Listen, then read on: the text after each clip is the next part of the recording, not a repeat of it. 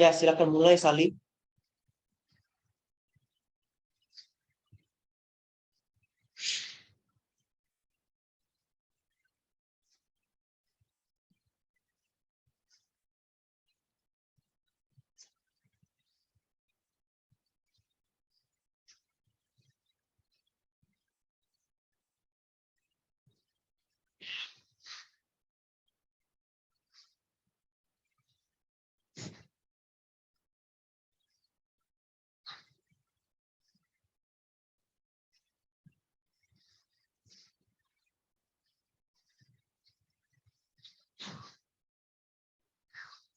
Pak, saya mulai ya, Pak. Ya,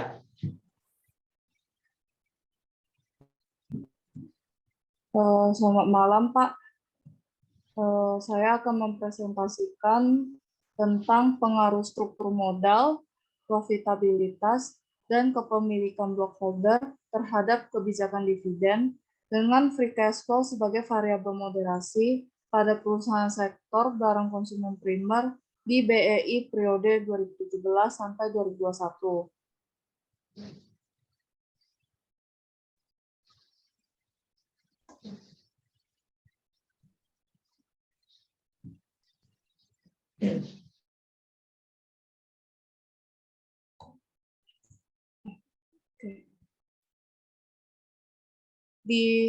Seiring dengan maraknya digitalisasi, di tengah era globalisasi, membuat industri Indonesia semakin berkembang dan memicu adanya persaingan secara kompetitif.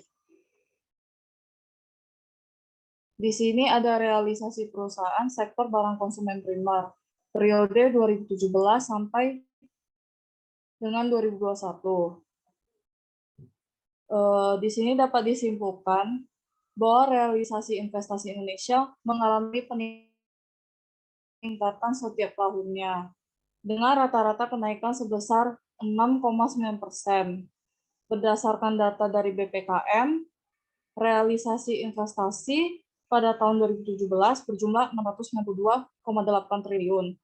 Dan di tahun berikutnya, nilainya meningkat hingga mencapai 902 triliun pada tahun 2021. Realisasi investasi pada tahun 2021 itu meningkat 9% dibanding tahun 2020 yang nilainya hanya sebesar 826,3 triliun. PPKM mencatat realisasi investasi tahun 2021 telah melampaui target dalam rencana pembangunan jangka menengah nasional atau disebut dengan RPJMN yang nilainya sebesar 858,5 triliun. Lebih besar dari target yang ditetapkan oleh Presiden Joko Widodo yang senilai 900 triliun. Pada tahun 2021, realisasi yang paling banyak itu berasal dari PMA atau penanaman modal asing dengan jumlah 454 triliun atau 50,4% dari total realisasi. Jika dilihat wilayah luar Pulau Jawa pada tahun 2021 itu dia menerima realisasi investasi sebesar 468,2 triliun, sebesar 52%. Sedangkan Pulau Jawa dia hanya menerima 48%, sebesar 432,8 triliun. Rumusan masalah. Rumusan masalahnya saya sebut aja, Pak. Bacakan.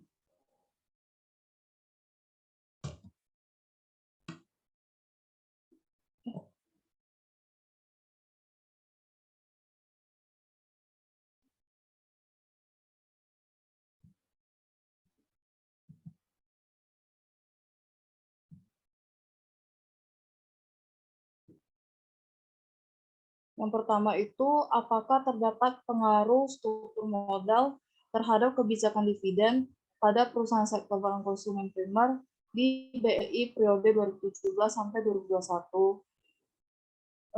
Yang kedua, apakah terdapat pengaruh profitabilitas terhadap kebijakan dividen pada perusahaan sektor barang konsumen primer di BRI periode 2017 sampai 2021.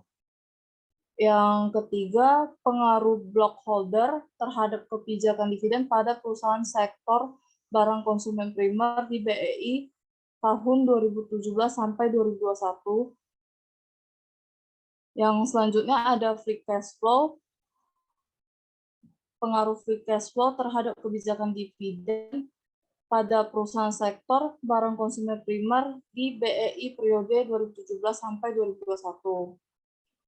Yang kelima, apakah free cash flow memoderasi pengaruh struktur modal terhadap kebijakan dividen pada perusahaan sektor barang konsumen primer di BEI periode 2017 sampai 2021.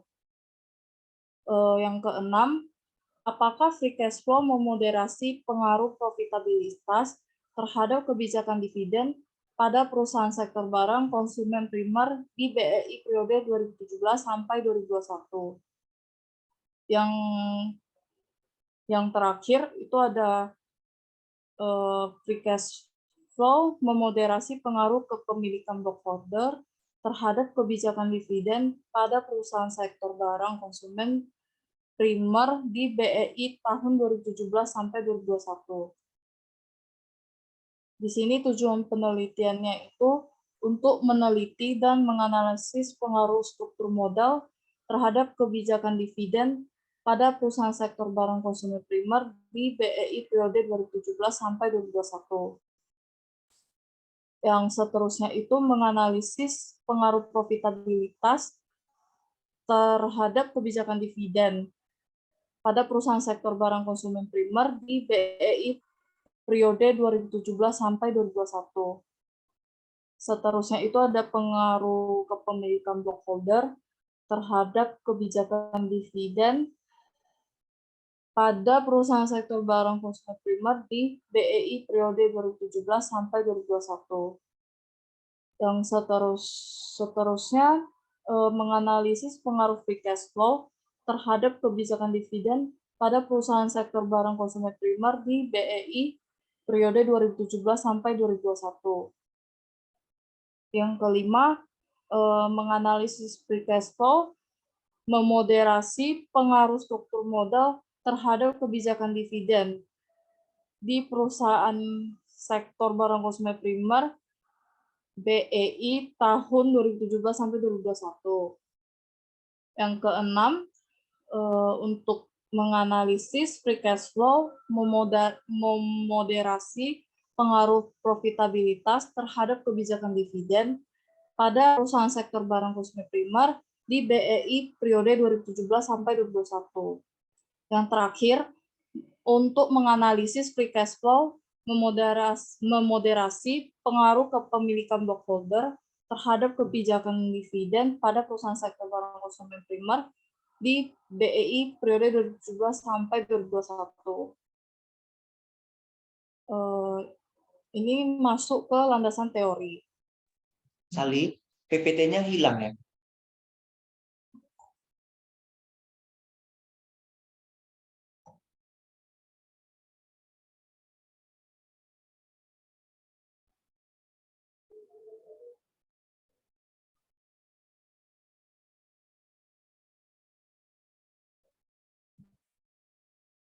Yang pertama ada kebijakan dividen.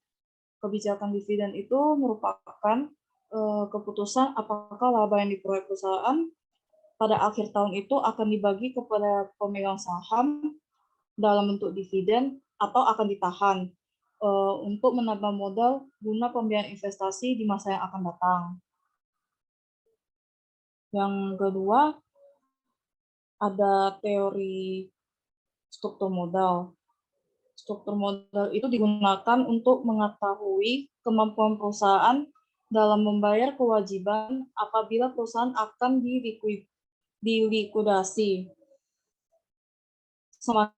Semakin rendah rasio ini, maka semakin tinggi tingkat pendanaan perusahaan yang disediakan oleh pemegang saham, dan semakin besar juga perlindungan bagi kreditur jika terjadi penyusutan nilai aset atau kerugian yang besar.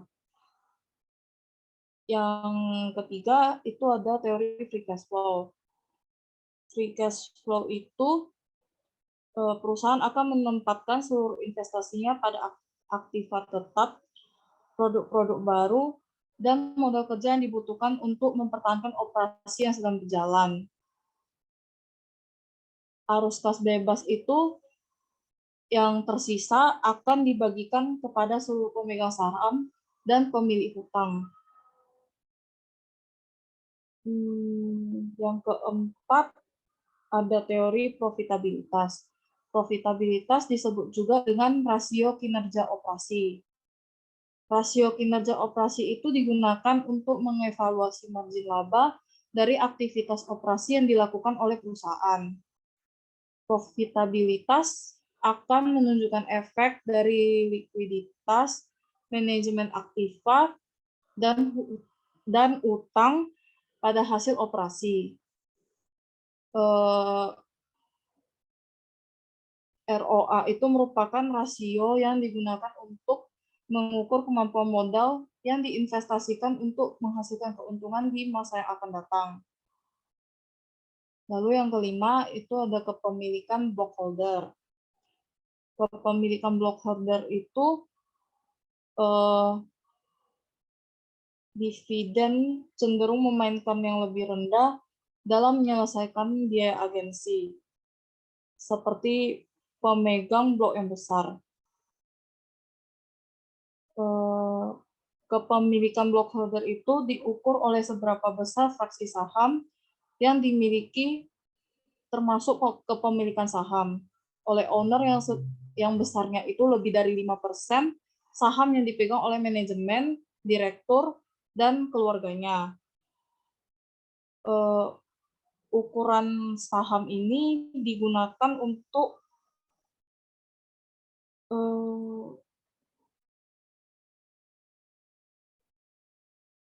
ukuran ini menggunakan ukuran kepemilikan yang lebih luas dari studi-studi sebelumnya.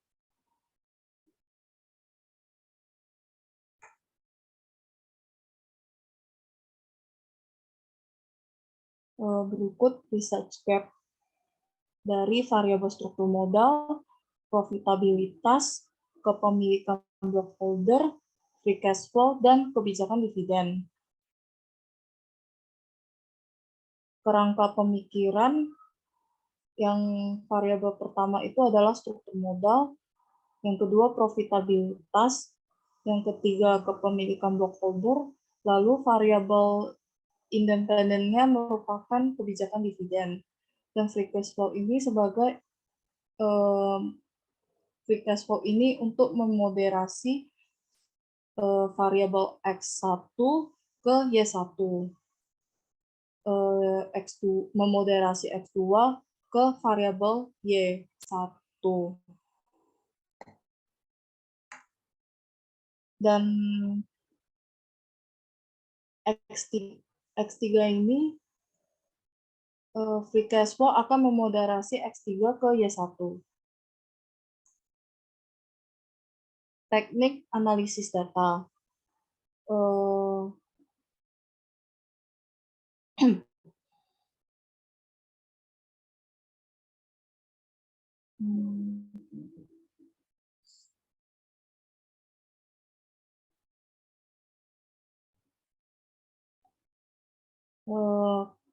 Yang pertama menggunakan teknik analisis deskriptif. Bisa dibahas dengan cara penyajian data dengan tabel ataupun grafik. Yang kedua ini ada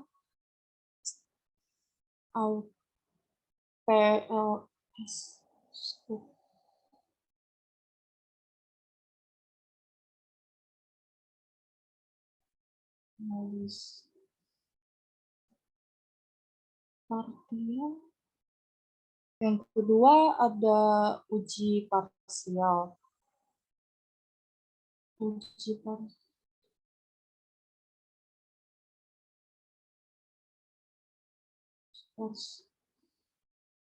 Uji parsial ini melakukan uji analisis jalur dengan variabel laten. Yang kedua ada uji regresi. Lalu ada outer model, ini untuk menguji validitas dan reliabilitas yang mempresentasikan setiap konstruk. Lalu ada inner model. Inner model ini menguji kekuatan prediksi dengan melihat signifikasi dari semua head estimasi. Uji F-square menunjukkan bahwa besarnya pengaruh variabel independen terhadap variabel dependen. Lalu ada analis variance inflation factor. Yang terakhir ada uji hipotesis. Uji hipotesis ini digunakan untuk melihat tingkat signifikasi besarnya nilai T melalui prosedur Bose bootstrapping dan tingkat signifikasi pada program PLS yang masuk ke dalam analisis inner model.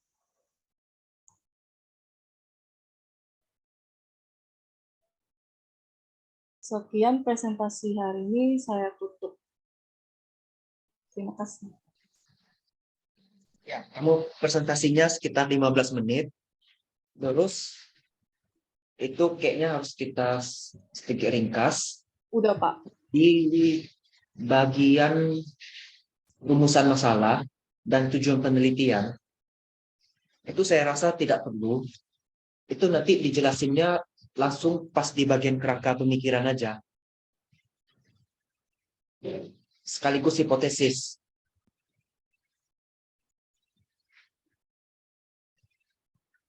Halo, dengar nggak suara saya?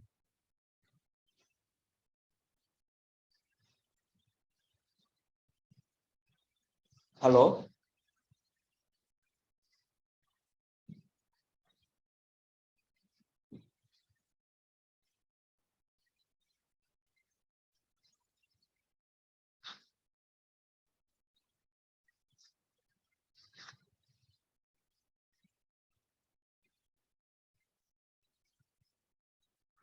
Halo?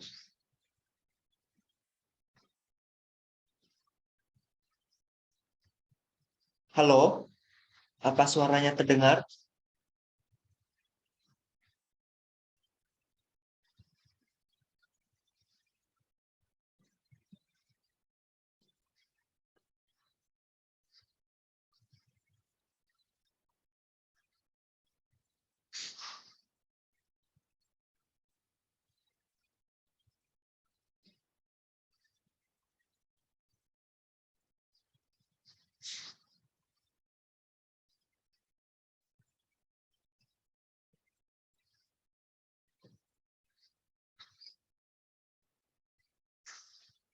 Halo?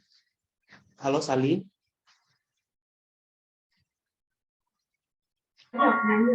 Enggak apa-apa loh.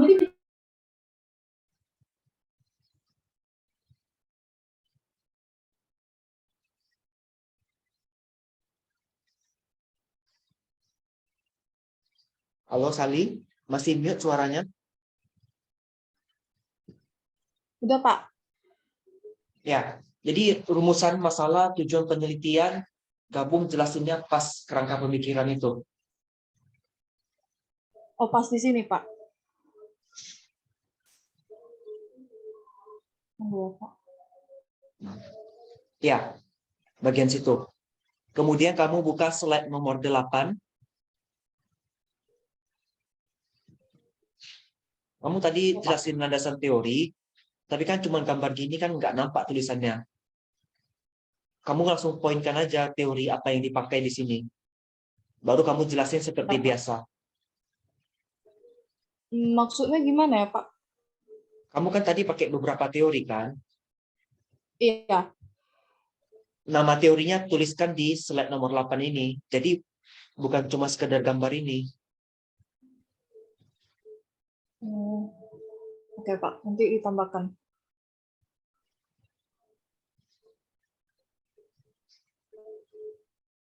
Kemudian slide nomor 11. Ya Pak. Ini penjelasannya tidak usah terlalu panjang. Cukup disebut aja apa yang diperlukan.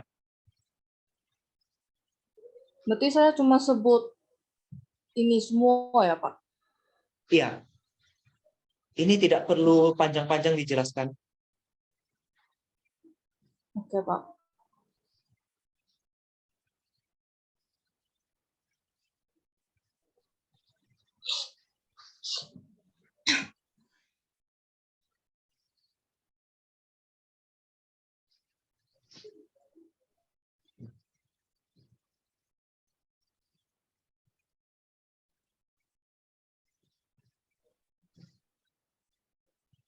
Kira-kira ada yang mau ditanyakan?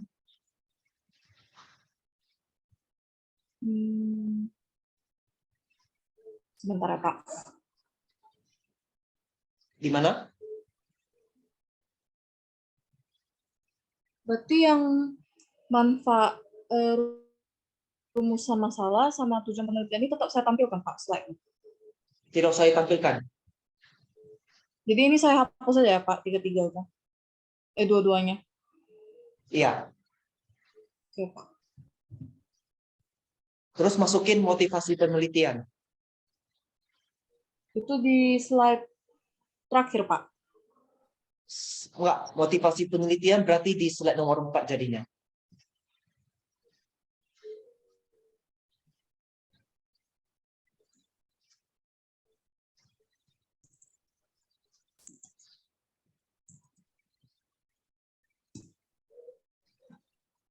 Tahu motivasi penelitian yang mana?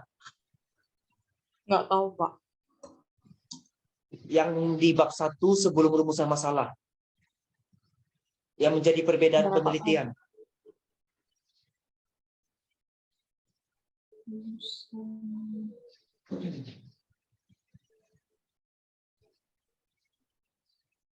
Oh, yang itu ya Pak, pembeda penelitian. Benar. Oke Pak.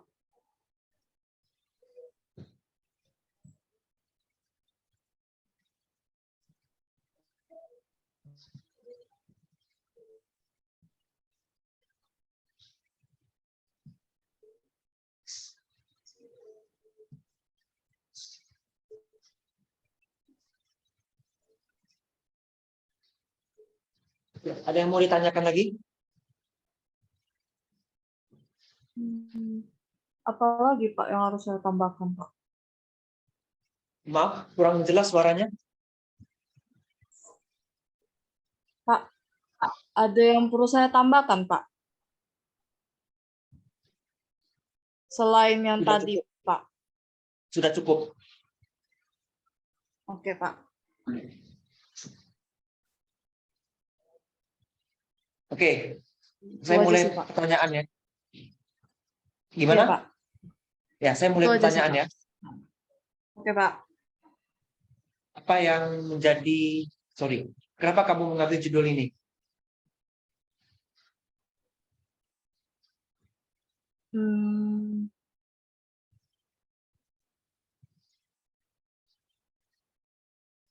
Oke.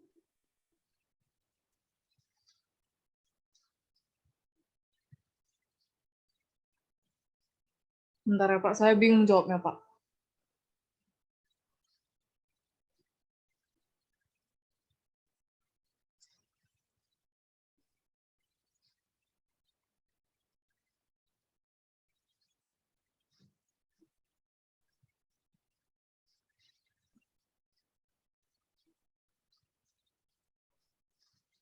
Karena variabel yang saya pakai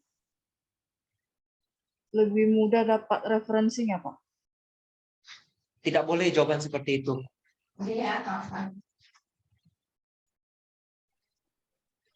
Jadi Pak, Kembali ke fenomena.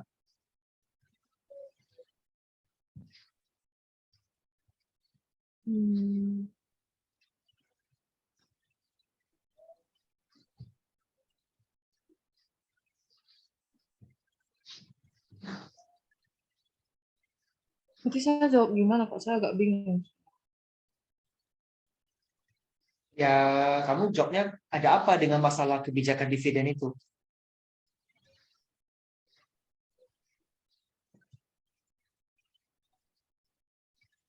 Hmm, di sektor perusahaan ini kan kebijakan dividennya meningkat. Jadi saya menggunakan free cash flow itu karena kalau misalnya nggak ada uang cash yang banyak, nggak dapat bayar dividen. Bukan, bukan itu. Sekarang ada masalah apa di kebijakan dividen yang sudah kamu temukan? Hmm, meningkat, Pak. Makin Kebijakan naik. dividen meningkat, naik. Iya, Kalau naik itu berarti fenomena positif ya. iya, Pak. Jadi karena dia naik, terus kenapa kalau naik? Hmm, entah, Pak. Kira-kira kenapa kalau kebijakan dividennya selalu naik tiap tahun?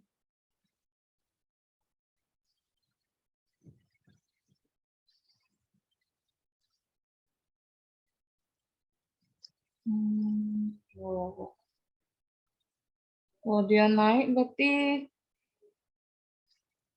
positif bagi itu ya, Pak, para investor. Benar. Artinya, kita ingin menganalisis lebih lanjut apa yang bisa membuat kebijakan dividen itu bisa naik. Hmm, Kita ingin tahu lebih dalam kenapa perusahaan sering sekali membagi dividen. Padahal di tahun 2020 ada pandemi COVID yang katanya bisnis tidak lancar, tapi rupanya pembagian dividen masih bisa tetap naik.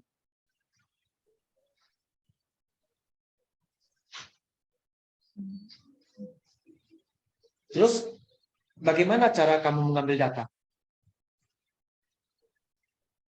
cara saya ngambil data tuh pertama download laporan keuangan, lalu saya olah, Pak. Ada dari berita di IDX, berita kenaikan atau penurunan dividen tersebut.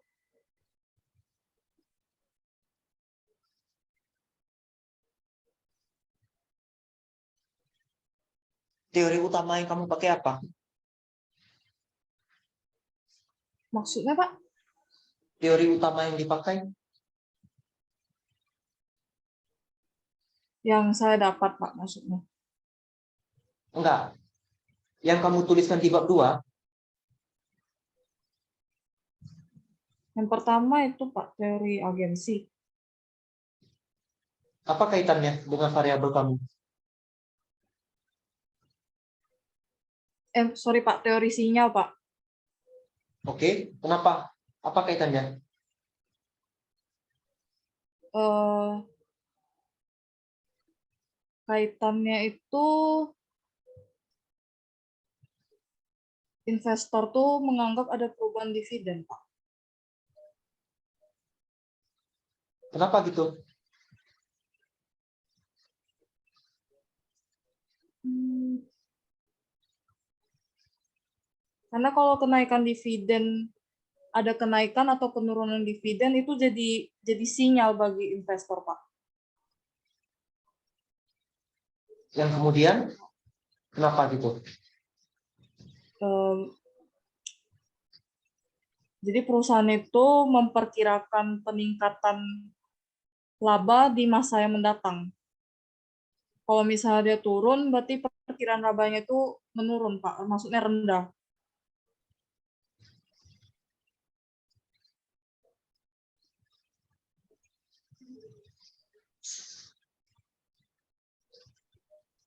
Dia kayak itu Pak, informasi gitu. Jadi sinyal gitu bagi investor.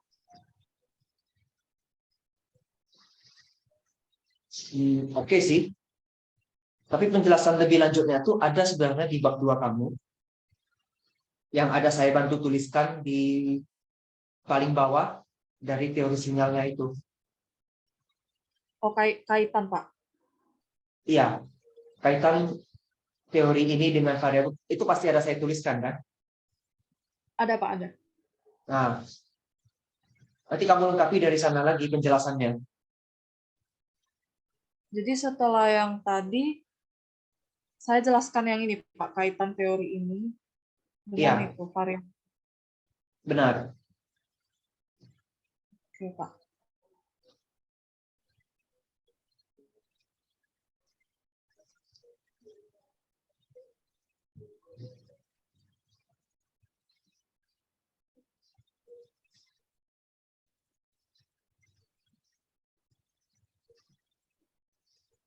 Ya biasanya sih itu aja yang ditanya.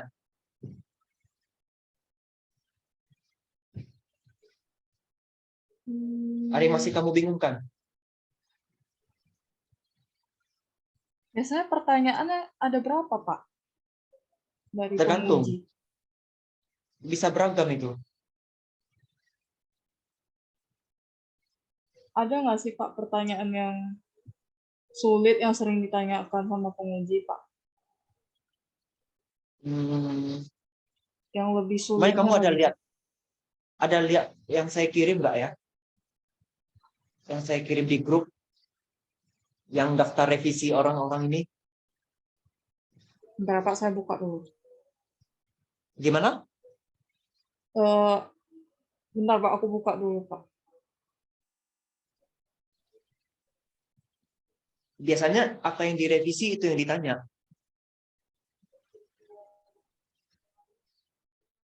Kalau fenomena saya bisa ditanya nggak ya Pak? Ya bisa aja ditanya. Hmm.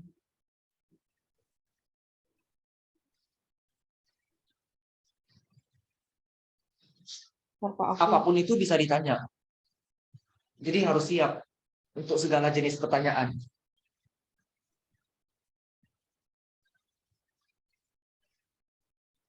Hmm.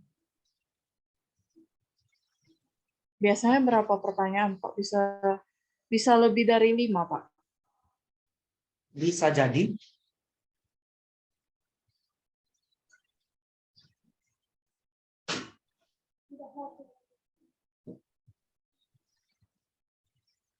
Sali harus siap untuk segala jenis pertanyaan.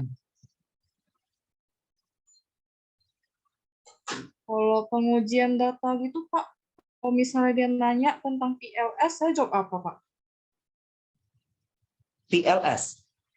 PLS itu Iya, metode, alat statistik untuk menguji hipotesis. saya di sini revisian siapa ya?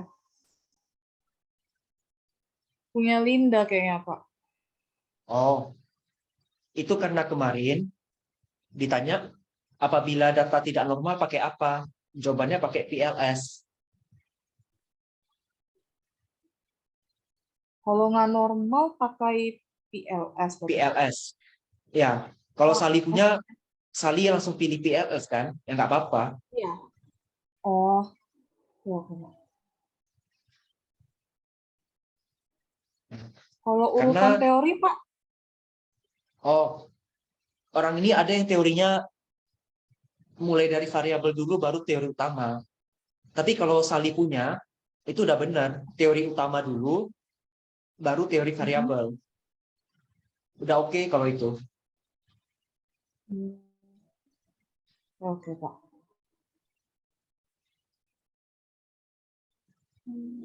Kalau fenomena laba tuh maksudnya apa Pak? Apa? Fenomena laba. Oh, itu punya Linda. Dia kemarin Iya, fenomena labanya masih kurang, jadi disuruh tambahin. dari Linda kan annual. pakai annual report.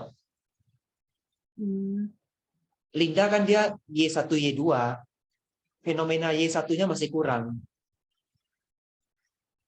Oh, maksudnya itu, Pak. Ya,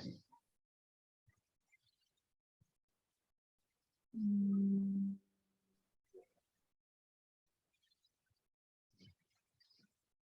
ini udah mau tinggal 1 menit nih. Nanti kita lanjut diskusi lewat WA ya. Oke, Pak. Oke. Dipelajari terus ya, Sali, supaya bisa